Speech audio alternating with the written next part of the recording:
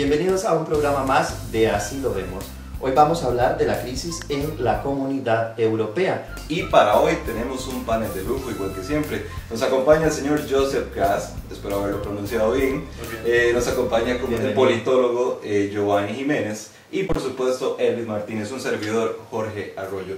Giovanni, iniciemos este tema que es controversial y a mucha gente le puede llamar la atención.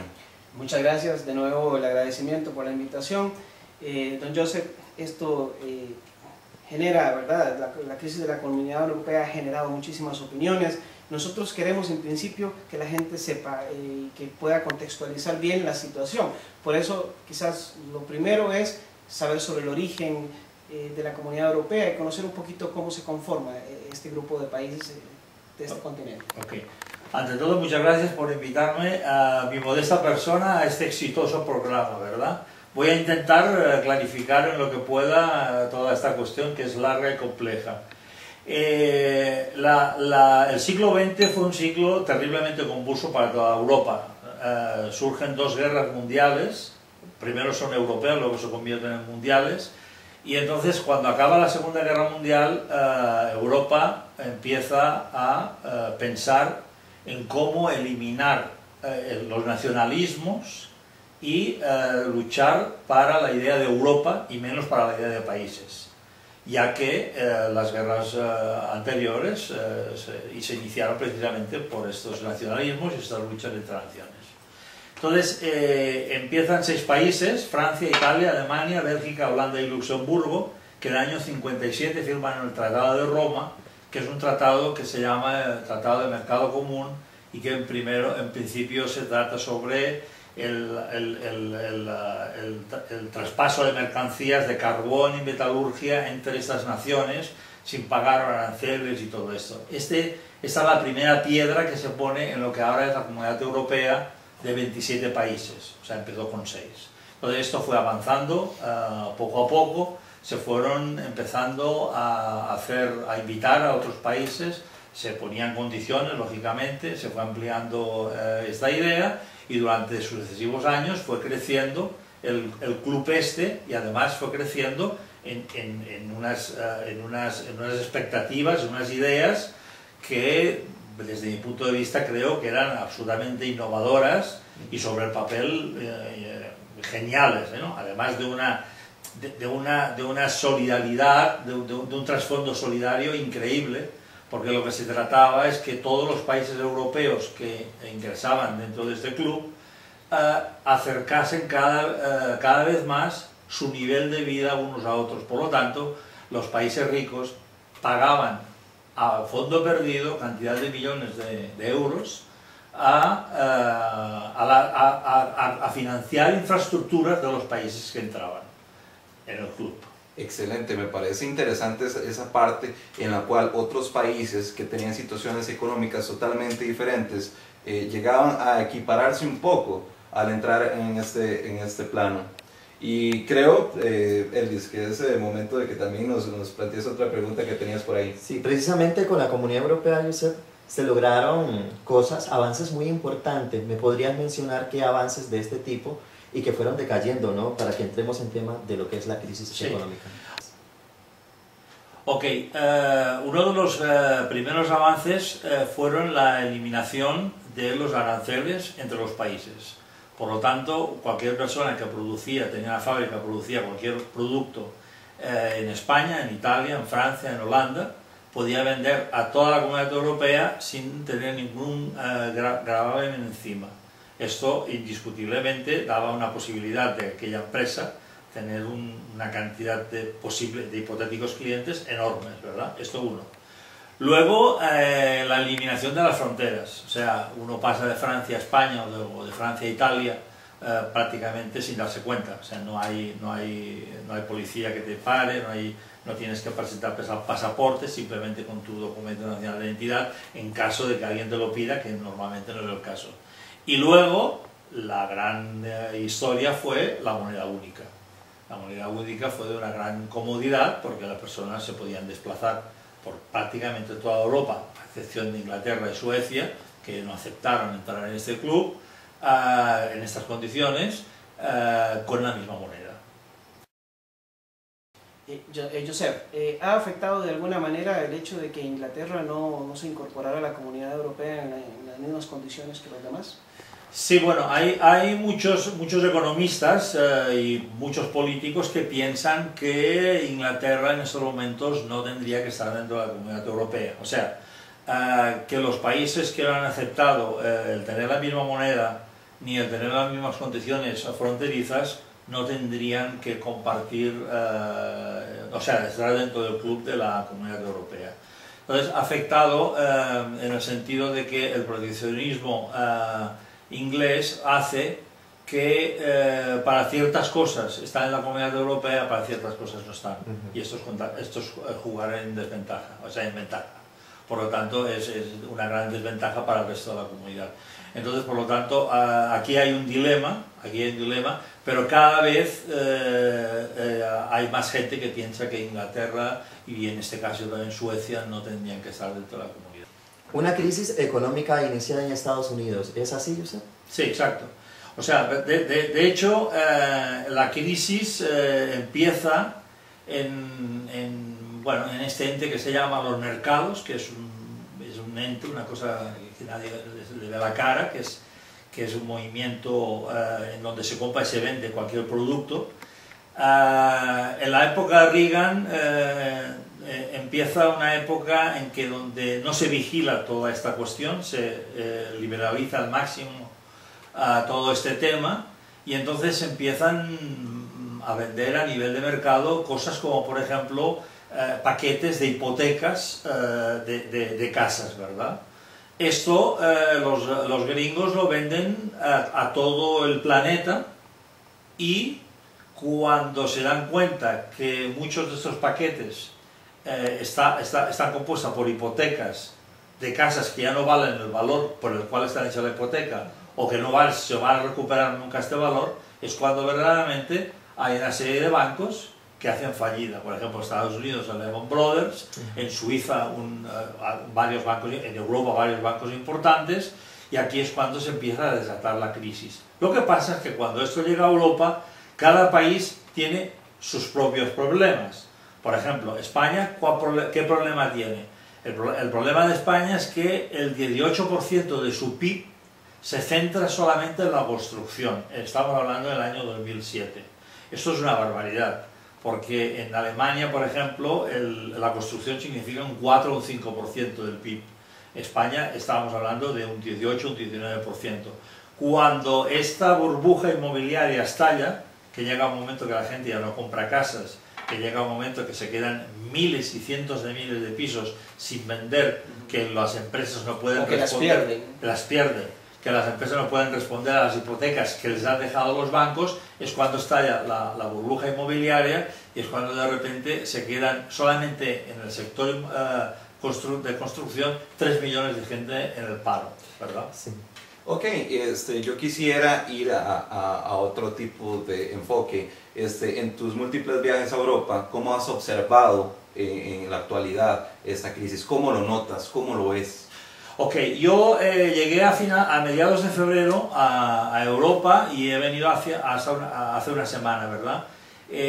Yo he detectado que la cosa ha ido empeorando semana a semana. O sea, semana a semana las cosas han ido a peor en todos los aspectos. Entonces, en estos momentos la crisis ha dejado de ser solamente una crisis económica y se ha convertido en una crisis moral, en una crisis de creencia en el futuro, en una crisis de creencia en el país, en una crisis, por ejemplo, que es una cosa absolutamente terrible, es en la juventud. Tenemos el 50% de chavales y chavalas de entre 18 y 28 años en el paro. Estos chavales se están yendo de España, o sea que los hemos educado nosotros en nuestras universidades, que son universidades buenas y que nos cuesta mucho dinero en impuestos, y ahora estos chavales están viajando por todo el mundo. Y detrás de cámaras comentabas algo que me llamó mucho la atención. Ya estás comenzando a observar lo que es eliminar esos gastos que antes, por ejemplo, se tomaban como un lujo. Mencionabas cosas como, por ejemplo, los coches, los autos o carros, como decimos en nuestro país. que ya no, se cortó el hecho de cambiar el auto cada 3 años, por ejemplo. Observas este tipo de cosas, entonces ya la gente está recurriendo a solamente lo necesario. Exactamente, o sea, el problema es que los bancos, la gran crisis que hay en España es una crisis bancaria. El préstamo de 100.000 millones de euros que va a dar la Comunidad Europea a España es exclusivamente a los bancos, porque los bancos están descapitalizados. O sea, los bancos se han convertido en grandes inmobiliarias de pisos, de casas, que en estos momentos no saben ni ellos el valor. Pero bueno, ellos iniciaron la crisis y se le está premiando, ¿no es así?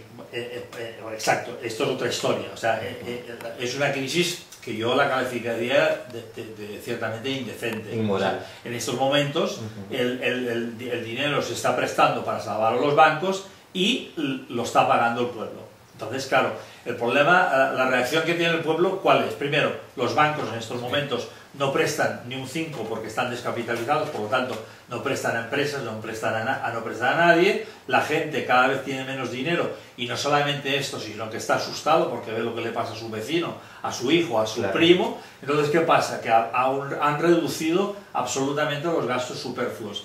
Y al reducir estos gastos, disculpa, resulta de que cada vez se vende menos, cada vez se cierran más fábricas, entonces es la pescadilla que se muerde la cola y de momento no se ha tocado el suelo y no se sabe cuándo se va a tocar el suelo. Pareciera como que están aplicando las mismas políticas que se aplicaron en Estados Unidos ahora a Europa, es decir, capitalizar a los bancos y toda esta dinámica. Sí. Además de eso, Rajoy quiere aumentar en 3 puntos porcentuales el IVA, está haciendo recortes en educación y en otros temas también importantes. Ese es el caso de España. Me viene la pregunta, conversábamos también detrás de cámara sobre el tema de Irlanda, sobre el tema de Grecia. Estos son casos distintos. En el contexto de la Comunidad Europea, ¿cómo los podríamos comparar? ¿Qué diferencias en principio tendrían? ¿Con quién? Es decir, el caso de España, ¿qué lo diferencia de, por ejemplo, de Irlanda y Grecia? Ok, el caso de Irlanda es muy parecido al de España, es una burbuja inmobiliaria que estalla, es muy parecido.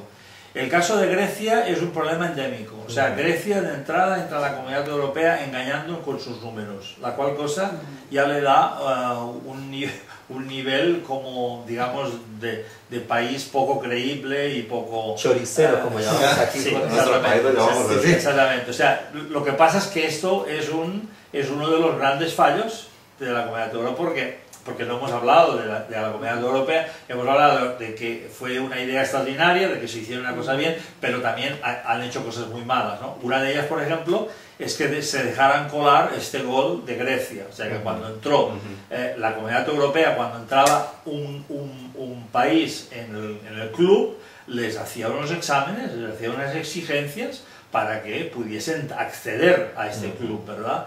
Grecia engañó desde el principio. Entonces esto Europa no lo captó y este engaño, este engaño en números se ha ido simplemente alargando con los años y ahora con la crisis lógicamente se ha agrandado a niveles absolutamente desproporcionados. Yo no sé por qué se preocupan si en diciembre es el final del mundo. Bueno, sí es cierto. La voz de la conciencia. La voz de la conciencia nos habla. Sí. Entonces la paga y vamos.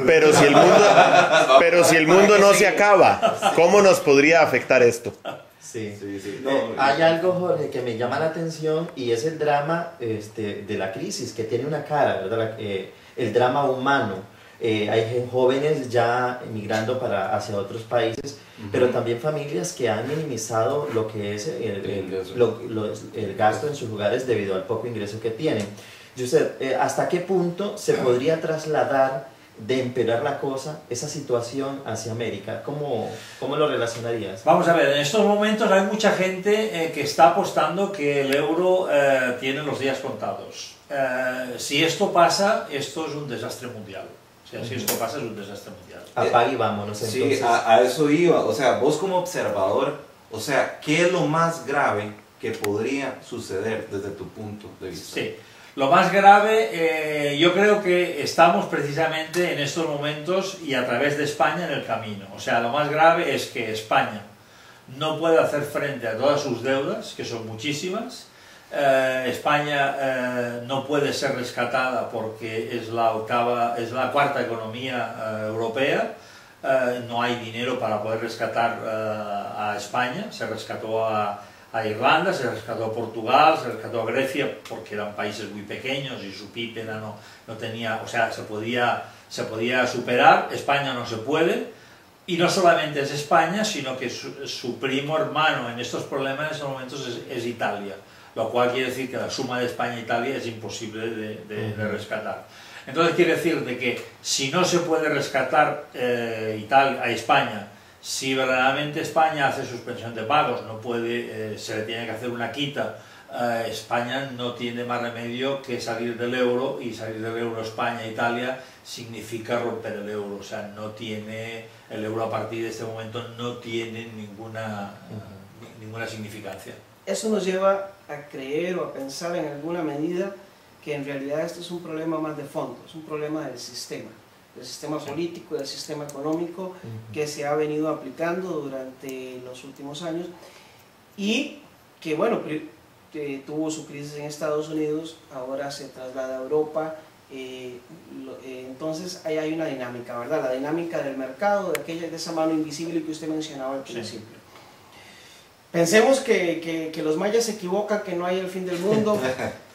Tendremos de repente el próximo año o en los años sucesivos de repente unas consecuencias también en América Latina. Ya Elvis preguntó algo en este sentido, pero en principio, ¿cuál es el problema del sistema político que estamos aplicando, de la ley del mercado y de las cuestiones del capitalismo que pareciera nos llevan a todo este enjambre de situaciones económicas y que ya no da más, complejas, ¿no? Y que además pareciera que ya no van nada más? Sí, a mí lo de primer y tercer mundo nunca me ha gustado, ¿verdad? Pero para que nos entendamos, el primer mundo, esos últimos 15 años, enfoca la economía a base del sobreconsumo. No sobre el consumo, sino sobre el sobreconsumo.